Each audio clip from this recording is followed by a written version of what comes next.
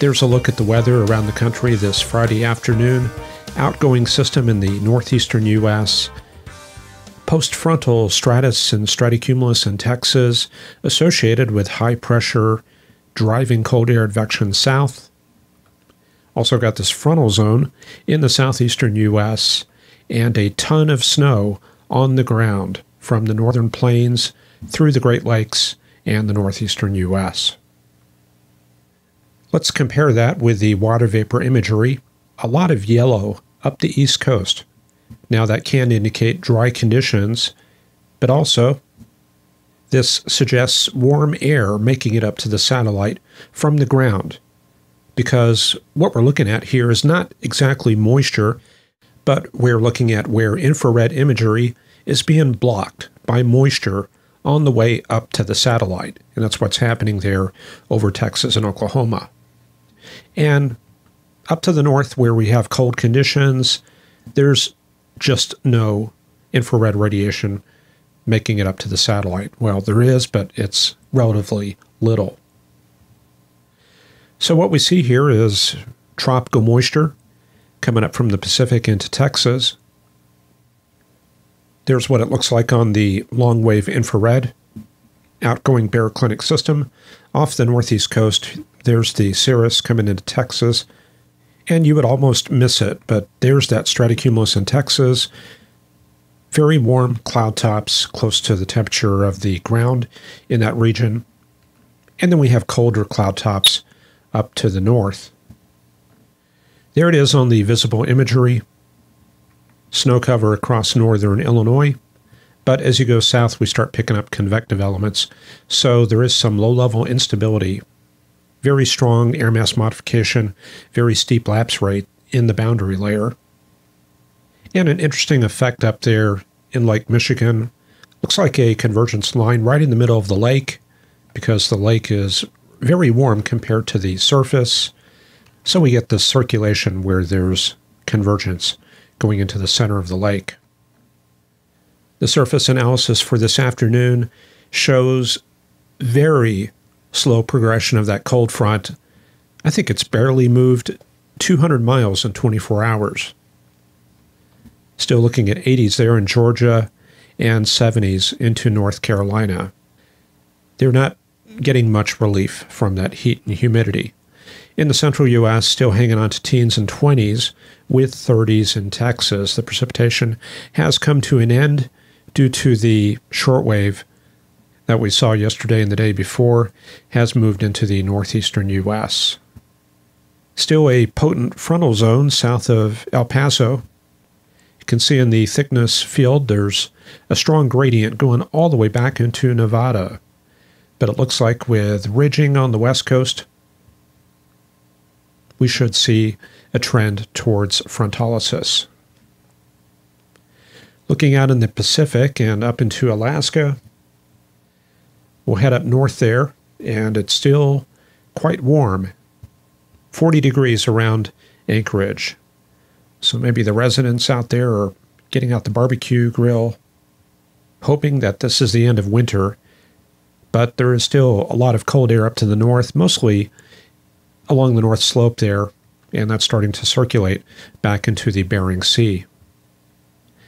There is an indication that we have an atmospheric river out west. We need to check on that. Let's do that right now.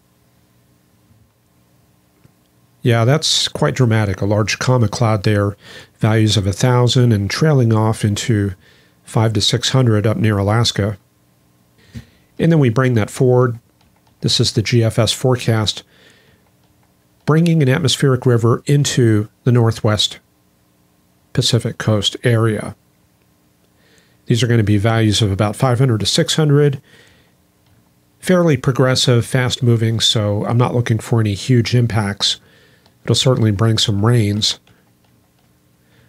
So that'll be around the 27th, 28th, late in the weekend. And here comes round number 2. And you can see that the northern Northeast Pacific is shut down. So we're bringing that storm track back south. And this round number 2, around the 28th, 29th, will be coming into Oregon and Washington. Much higher values, IVT values up about 800, and there is some training of that tail end. So it looks like some fairly substantial rains for Oregon and parts of Washington. And that will be on Monday and Tuesday.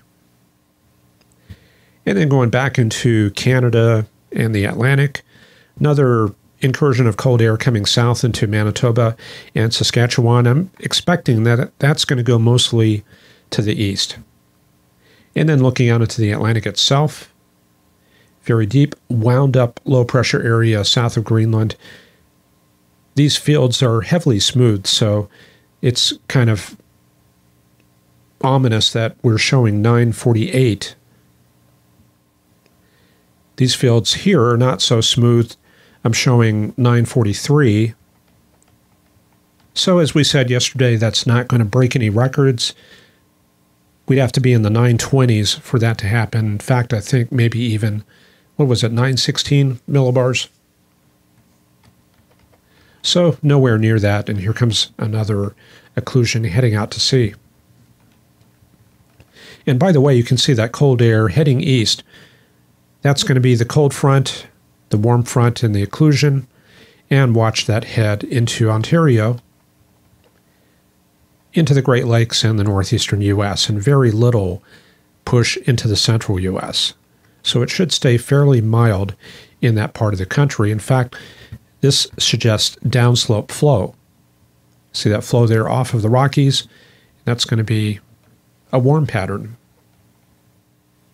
And speaking of warm patterns, here's the forecast highs for this afternoon.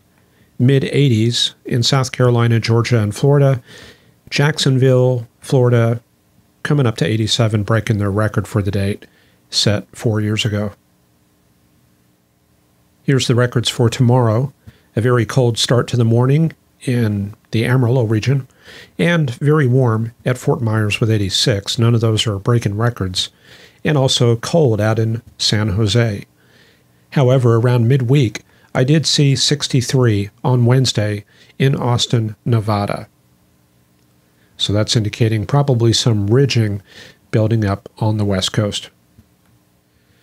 So let's look at our forecast, starting with the Q vectors. These are up at the 700 to 400 millibar layer in the mid-levels of the troposphere. Quite a strong trough there in the central U.S. It is cut off from the deeper moisture.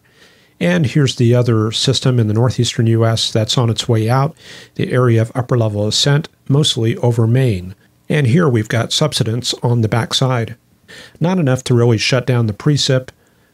The cold air advection, that's helping to produce a lot of that. And we also have this large ridge right there on the coast. And you can see how stormy it is in the Pacific with a deep southerly flow, bringing that warmth up into Alaska. Going into the weekend, this pattern does look progressive. The waves are moving west to east. Here comes the atmospheric river onto the west coast. That's going to be a negative tilt trough there approaching Oregon and Washington. Meanwhile, another trough coming down into the central U.S. I'm not too sure we're going to have the moisture in place to generate anything with that. And also a jet stream up to the north there in Canada. This is mostly dominated by horizontal shear. There is one little trough up to the north. This is mostly, I would say, left front quadrant and left rear quadrant dynamics going on, mostly influenced by that cyclonic curvature in that region. Then going into the rest of the week, let's check that out.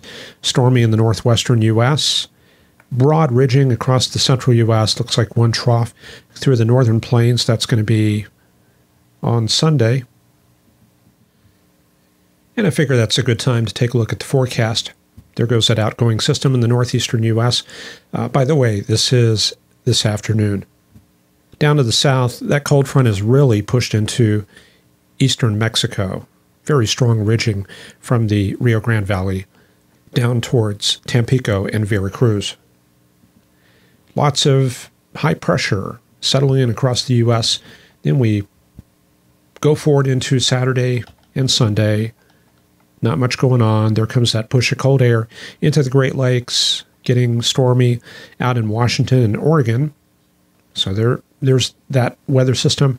Moving into the Canadian Rockies, plateau high, holding in across Idaho, Utah, and Wyoming. Very weak flow across the south central U.S. Going into Wednesday and Thursday, some downslope flow in Texas, mostly from the Big Bend area. A backdoor front into the Midwest.